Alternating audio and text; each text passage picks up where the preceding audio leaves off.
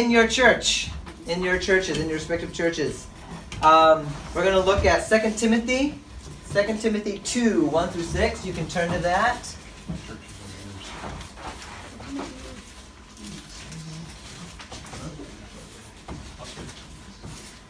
Second Timothy 2 1 through 6. And in your church, we're going to take about 10 minutes. I'm going to go for 10 minutes. And look for the characteristics of Timothy.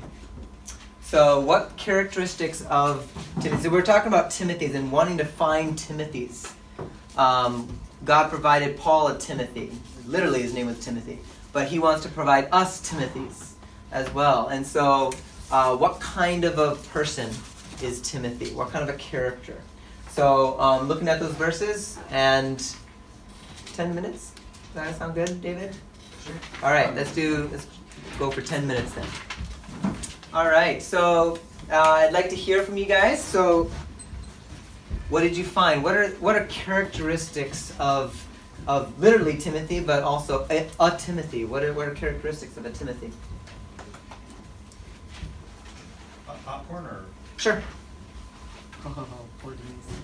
Here we go. Sorry. Strengthened by grace.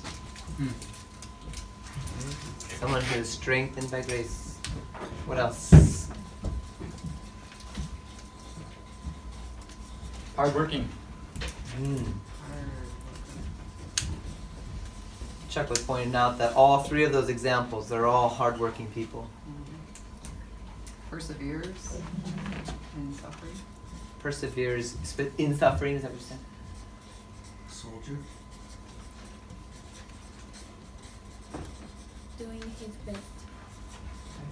I'm sorry, didn't you hear that? Doing his best. Wholeheartedness. Shares in sufferings. Shares in sufferings, as in others' sufferings, or Well. Oh, yeah.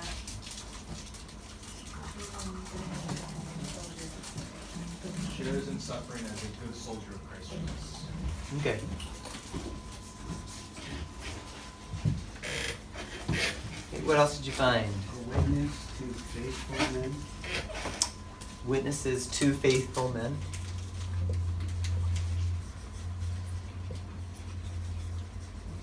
Probably also had like looking to Paul as a spiritual parent Mm-hmm. because he said my child.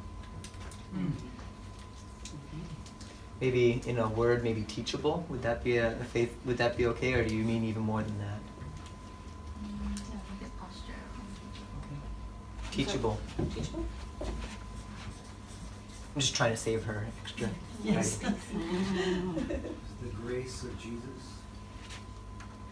So it's in the grace of Jesus, or is that what you said? Okay. All right. Couple. Archer, we looked at more in depth, like what it means to be an athlete or a soldier or a farmer. So Sure. athletes are like well, soldiers too, but disciplined. Okay. And then it said they compete within the rules. So we saw the idea of like honest or integrity.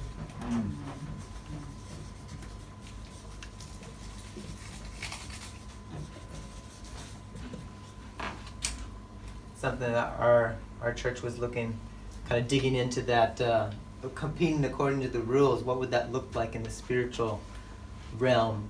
And kind of thinking we have a pattern that we see from Jesus, and we have a pattern from the apostles. There are kind of rules, boundaries set for us, and do we compete? Do we run by the pattern set for us from them? It was one thought that we had in our church.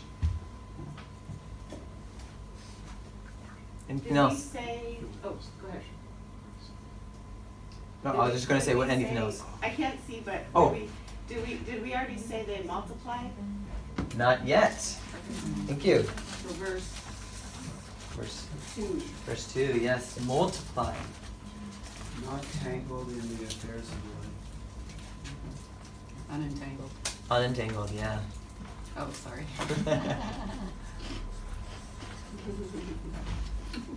Focused. Focus. I think vision driven. Yeah. You know. One is. Could you hear that? Vision driven is what she said. Vision-driven.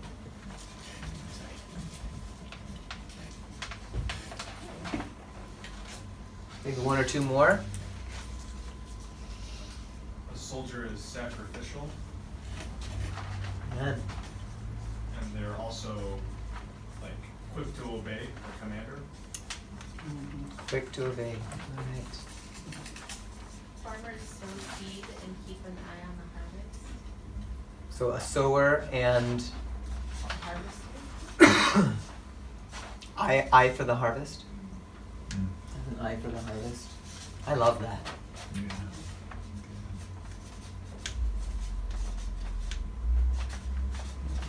That's something I often think about for myself. Jesus looks at the massive numbers of people and he goes, wow, look at the harvest. I don't usually, when I look at a massive number of people, my heart breaks for how many are lost, but I don't usually look at them and go, wow, look at how many of them are ready to believe. But Jesus had an eye for the harvest. So. This is kind of weird, but they show up. Soldier is there, he's enlisted. The farmer is farming. The athlete is competing. They show up.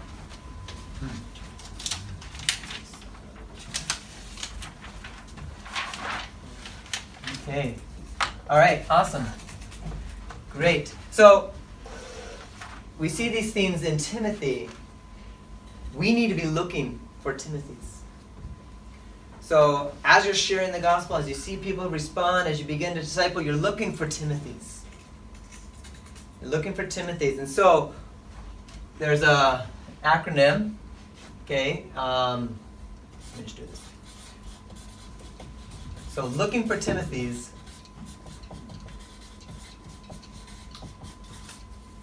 What are we looking for? We're looking for fatter people. Okay, fat is vogue in this. Okay, so we're looking for fatter people. Okay, okay, faithful.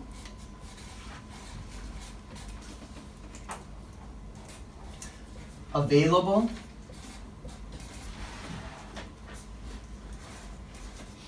Teachable.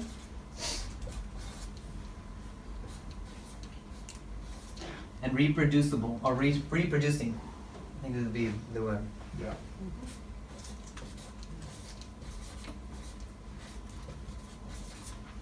Faithful, available, teachable, and reproducing. These are the people we're looking for. These are the Timothys that we need to find. So, who are the fatter people around you? I feel like I'm missing something before moving on. Something anyone, Bud or I Dad think want to one of the tools that we have to find these people Oh, okay. is the 3/3 process. Yeah. As you're in your church and you see who is being obedient, who's, being faithful to come, being faithful to God, available to go out in the harvest and share the gospel, God's using their lives. So that tool is helpful to find the Timothys. Mm.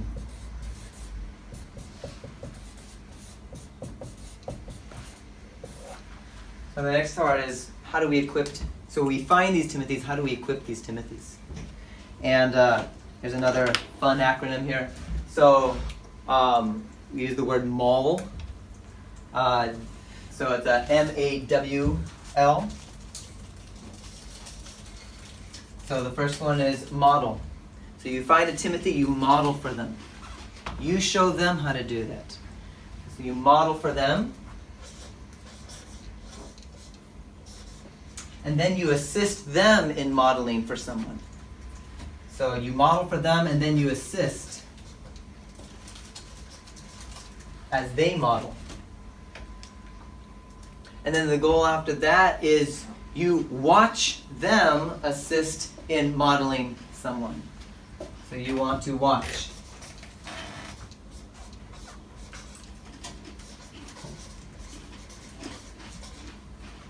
And and finally, you want to launch.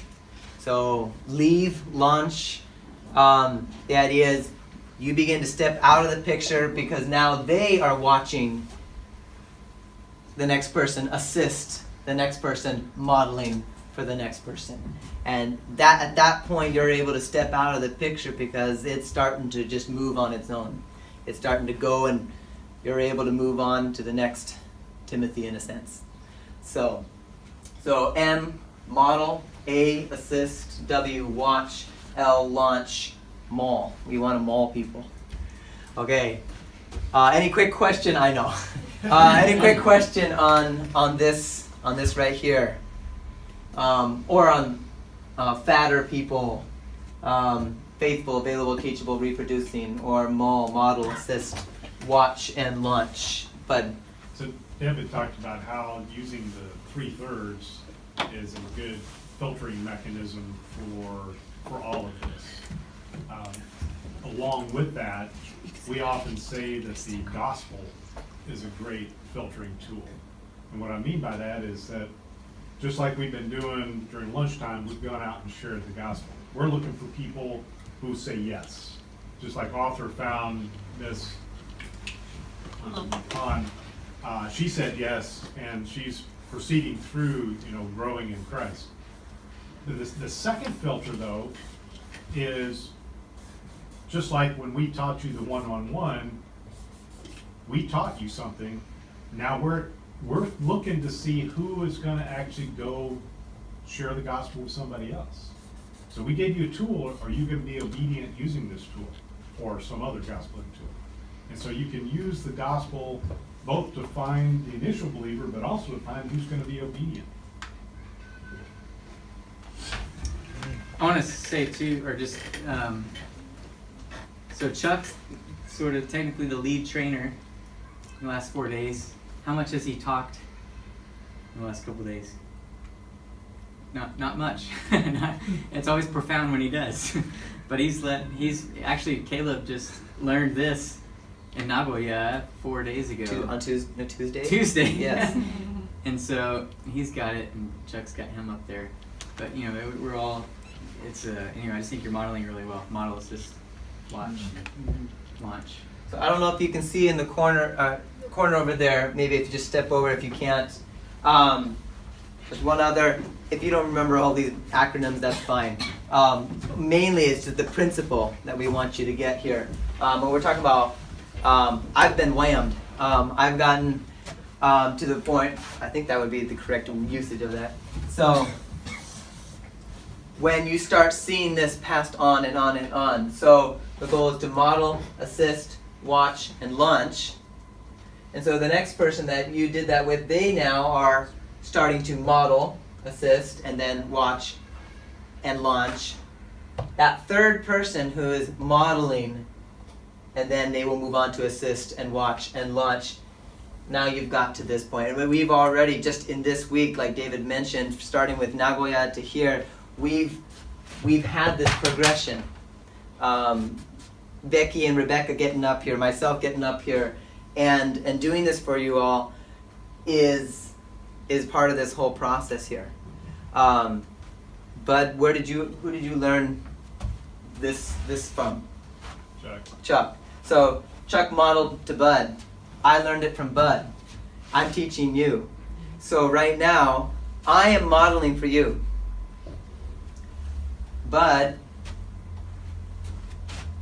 here we go. Bud is assisting. He's not saying anything. But if I needed help, he's the one. I kind of actually skipped a little bit. I turned to Chuck instead. But he's one to assist me. And also, Bud will probably ask him, "Hey, how do you think it went?" At the end, and they can talk. And right. And so, and then we have Chuck, who's all he's doing is watching and videoing. And videoing. And if Chuck sees something that you've done wrong, he probably won't go straight to Hugh. He'll go to Bud, who taught you. Mm-hmm. So he won't bypass the parent. Yeah. And this is really important, and this is something I'm still working on too. Is it's so easy to just kind of jump in, but by doing that, I cut the legs out of the person that I'm discipling. by my jumping in. So, you know, again, like she said, if Chuck went directly to me, he's kind of cutting the legs out of discipling Bud. And so instead, by taking it to Bud, and that way now he's modeling for Bud how to help me with what he saw. And the process continues. Any questions on this? Does that make sense to you? Is it confusing? Okay. You want to give any examples? Some other examples. I'm just thinking, what's something that we learned? I'm trying to put it in. So, something that we learned, the 111. Yeah. Contextualizing for everyone that's here. What's something that you learned here that you can then begin that process with? I'm just trying to think of something. Maybe the 411. Yeah, thank you. Yeah, I just remembered this at lunchtime today. I only learned the 411 again last Tuesday, but today during the lunchtime, I was modeling for. I can try to get this right. Yi Sheng, and Arita. And at first, Marshall wasn't there, so it was just the three of us. He came a little bit late, and so I was like, "Hey, Yi Sheng, can you please teach this to Marshall?" And she did a great job. Chuck, you were there. You were there, right? Yeah. So I mean, you guys saw what she did a great job. So already we're seeing this being passed on. Marshall, how comfortable do you feel with what we haven't finished the 411 yet? But as much as you know, how comfortable do you feel in passing that on? Yeah, I'm gonna go to India. I'm actually going to Thailand too. Okay. Okay. Awesome. Oh, praise God. So taking that and being able to pass it on to the next person. So again, we just see that. See, that's what we're wanting to do. Yeah. But Go ahead. Well, just as you described it, there's at least partial anyway, 4 generations of 411 in this room right now. That's cool. The other thing too that I wanted to mention is that, for you to describe this, you kept it very simplistic, Chuck, me, you, so on and so forth, and that helps to communicate the message. But what we've really done here is this other word we call swarm training. And that's where the lines aren't crystal clear because it was really a team of us that taught the 411.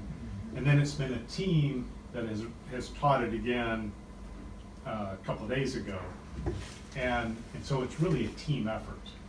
Yeah. And that's what the swarming is all about and then the swarming, not only does it help just do it as a team, but it really empowers those trainers. I mean, for those of you that have had to stand up here training, what did you get out of being a trainer? Confidence.